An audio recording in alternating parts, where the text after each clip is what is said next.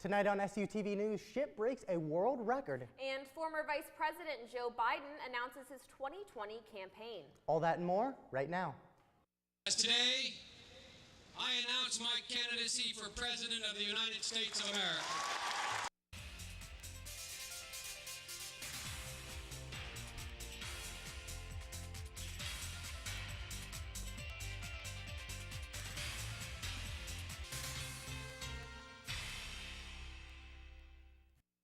Thanks for joining us on SUTV News. I'm Isabella Marcelino. And I'm Sean Rapp. Shippensburg students and faculty participated in the university's annual Stewardship Day Thursday. Tents and tables were set up all across the quad, bringing awareness to the changing fragile nature of the planet. Whether it was blending smoothies from a pedaling bike or learning how to properly dispose of trash, students had a lot to choose from. The groups hosting want students and others to make more sustainable choices, reducing their ecological footprint. For one group at the event, sustainability is important and water preservation is their focus.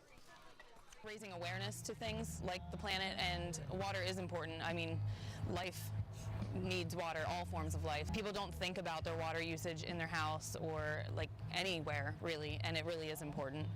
So bringing any little bit of awareness. This week, ship art majors helped students prepare for Mother's Day. From 9 to 5 in the DHC Fishbowl, students sold original and homemade gifts. Gifts included vases, earrings, home decor, and necklaces. All the money went back to the artists to help further their careers.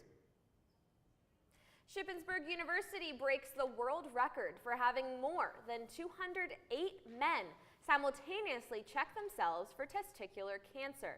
SHIP alum and cancer survivor Jason Greenspan set out to break this record last November of 2017. With 236 participants, Greenspan surpassed his goal and raised awareness for cancer. Well, spring has sprung, but that means allergy season has struck. According to weather.com, Shippensburg has one of the highest pollen counts in Pennsylvania.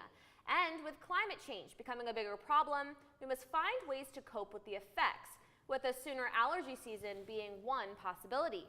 Climatology expert Dr. Tim Hawkins explains the connection between climate change and allergy season. Climate change is going to have an impact on the time of year that the temperatures will be warm enough to allow plants to start to bloom. It'll also have an impact on when the last frost occurs, and so that would kill the plants, and so the overall season would be potentially longer, starting earlier, ending later, and so all of that will have an impact on allergies. If you are in need of allergy medicine, you can get it for free at Eder Health Center. 2 weeks ago, the borough had revealed its hopes for the future of Cumberland's trash disposal. The borough discussed in the past that they would contract its weekly residential trash and recycling along with commercial recycling to advanced disposal for a year. They expect very little changes in current services and will continue to use their own trucks for commercial use. Street and sanitation foreman Kevin Plaster has said that their efforts for hiring has reached the point of wanting to let it all go. With the borough's current budget, they don't have the means to increase drivers' pay without drastically raising consumer rates. As of right now, the agreement is in very early stage, and the township is still unsure if the plan will take action. SUTV will keep you updated on the latest with SHIP's trash and recycling agenda. After months of speculation, former Vice President Joe Biden is officially entering the race for the 2020 Democratic presidential nomination. CNN's Arlette Sains takes a look at Biden's life and political history. Joe Biden making it official today, hoping his third run for the White House is the charm. It's the latest chapter in the 76-year-old Democrat's long political career. His life started in Scranton, Pennsylvania, where Biden traces back his blue-collar roots. Everything important in my life that I learned here in Scranton. His family later moved to Delaware, where Biden first took public office as a county councilor, then a long-shot bid for Delaware's Senate seat, winning at the age of 29. But shortly after that victory, tragedy struck. I got a phone call. You got to come home. Your wife and daughter just been killed. A tractor trailer broadside them and killed them. Your sons may not make it. A grief-stricken Biden considered not joining the Senate, but was sworn in at his son's hospital bedside. The Delaware Democrat commuted to and from Washington each day, often by train. He later married a teacher, Jill Jacobs, and had another daughter. No man deserves one great love, let alone two. Biden went on to serve 36 years in the Senate. Ted Kaufman was Biden's chief of staff for nearly 2 decades, witnessing the highs and lows of his career up close. He's got character. A lot of character comes with age, but a lot of character comes from being through, incredibly difficult times. So he's very comfortable in his skin. In 1987, Biden launched his first run for president. As today, I announce my candidacy for President of the United States of America. But his campaign tanked after charges of plagiarism. 20 years later, Biden made a second run for the White House, but after a poor showing in Iowa, dropped out again, later landing in a different spot on the 2008 Democratic ticket. The next Vice President of the United States of America, Joe Biden. The oftentimes blunt Biden at President Obama's side as vice president for 8 years. The two forged a close friendship, cemented even deeper when tragedy hit a second time. My father, my hero, the next Vice President of the United States, Joe Biden. In 2015, Biden's eldest son, Beau, died after a battle with brain cancer. Beau was my soul. Beau is my conscience.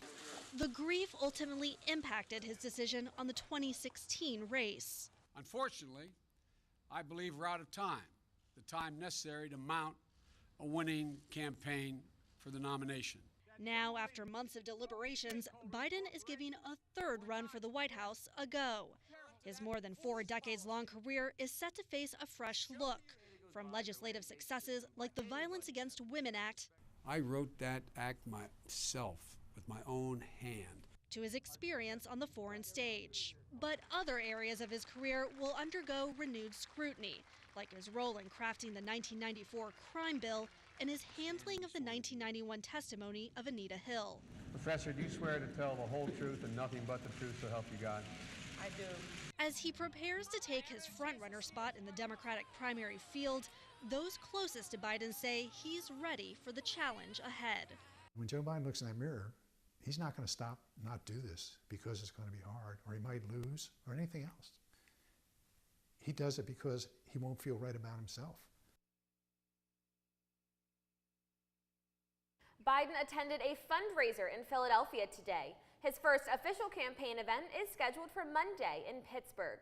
He'll then swing through several early voting states in the coming weeks. Well, when we come back in world news, 2 infamous world leaders sit down for dinner. And climate change protests across the pond. What's coming up in the Slate? Michaela Valonio has more on next week's issue.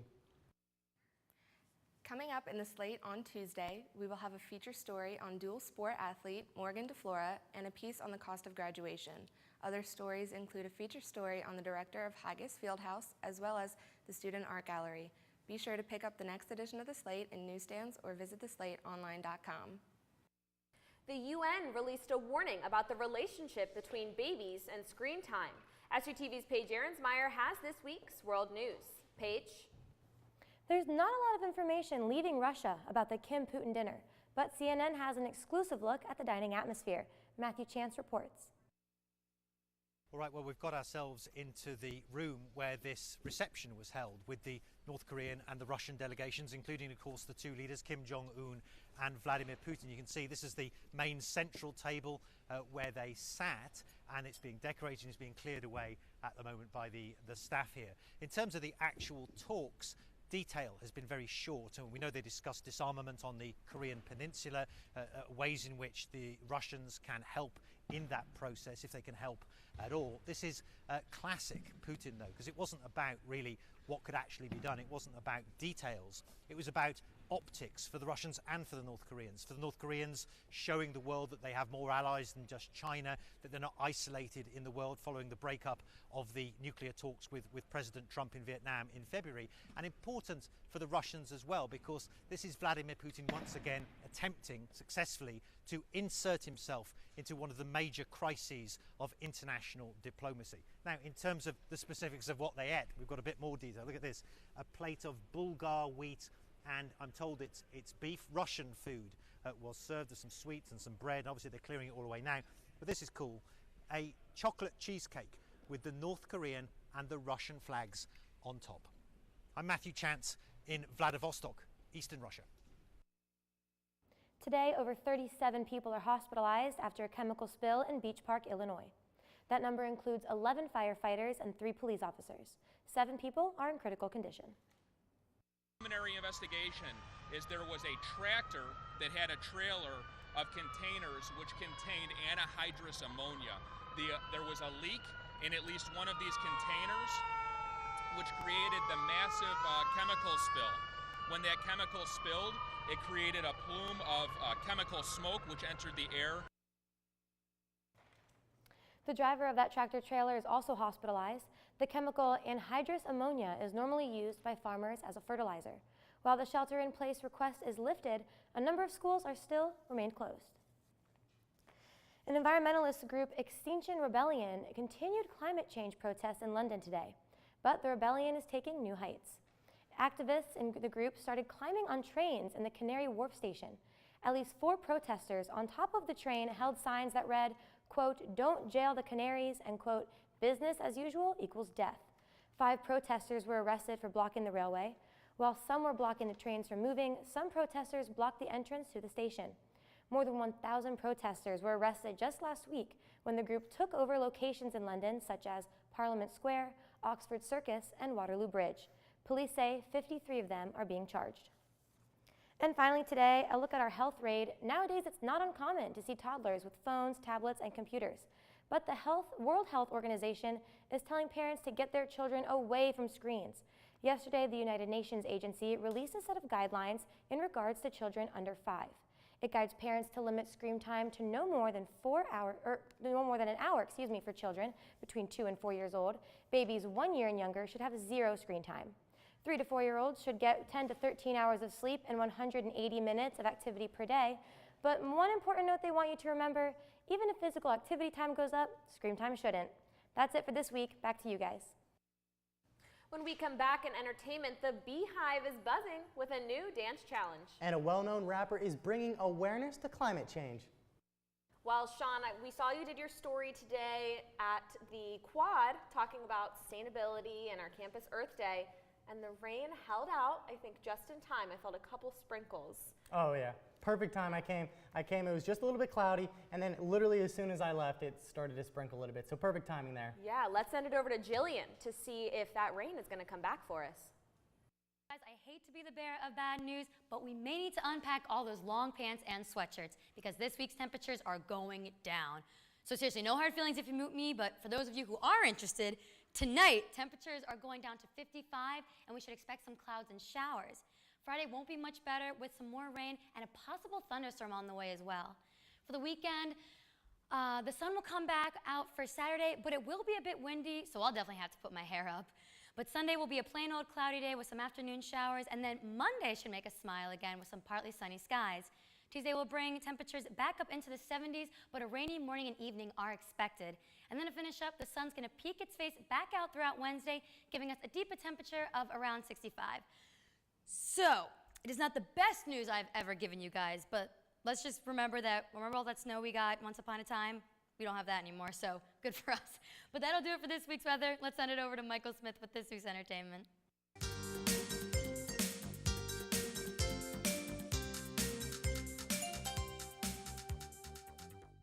In celebration of Earth Day, rapper Lil Dicky, along with over 24 celebrities, released a music video for his new song, Earth. The song describes the beauty of nature, animals, and people around the planet, and stresses that all of it needs to be protected. Some standout cameos include Ariana Grande as a zebra, Justin Bieber as a baboon, Ed Sheeran as a koala, and Leonardo DiCaprio as himself. All proceeds the song makes will be donated to the Leonardo DiCaprio Foundation, which has been promoting environmental awareness since 1997. A professional gambler is on the way to beating the Jeopardy winnings record. In 14 episodes, James Halzauer passed the $1 million mark. He already beat the one-day record of $77,000 by winning over $130,000. The highest record set on the show is by Ken Jennings in 2014, who won 74 games in a row, earning $2.5 million. The famous bachelor Colton Underwood revealed he and Cassie are not living under the same roof. He opened up about how the couple does not want to make the same mistakes as past bachelor couples. The two wish to take things slow and be as normal as possible, something they did not get the chance to do while on the show. They realize how many important steps in a relationship they missed by being on The Bachelor. Colton and Cassie wish to beat the Bachelor odds by going against what the other couples did.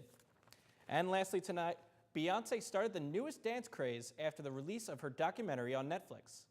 In the credits, she covers the song Before I Let Go by Frankie Beverly and Maze. The hashtag Before I Let Go challenge took off on social media after Beyoncé posted dozens of fans doing the dance. The new dance challenge is giving the 2018 In My Feelings challenge a run for its money. And that's all we have for entertainment. Let's send it back to the desk. Well, Sean, I'm really thinking we should try that dance challenge. What do you think? I mean, I'd be down. Maybe we could do a special segment next week. I know we can get SUTV's Jake Rom to do it with us. Special after the show. Exactly. So maybe you'll get a glimpse of that at some point in the last couple weeks here. When we come back in sports, an 18-game losing streak is broken. And one ship athlete ranks second in the nation. Jake Rom has more when we come back.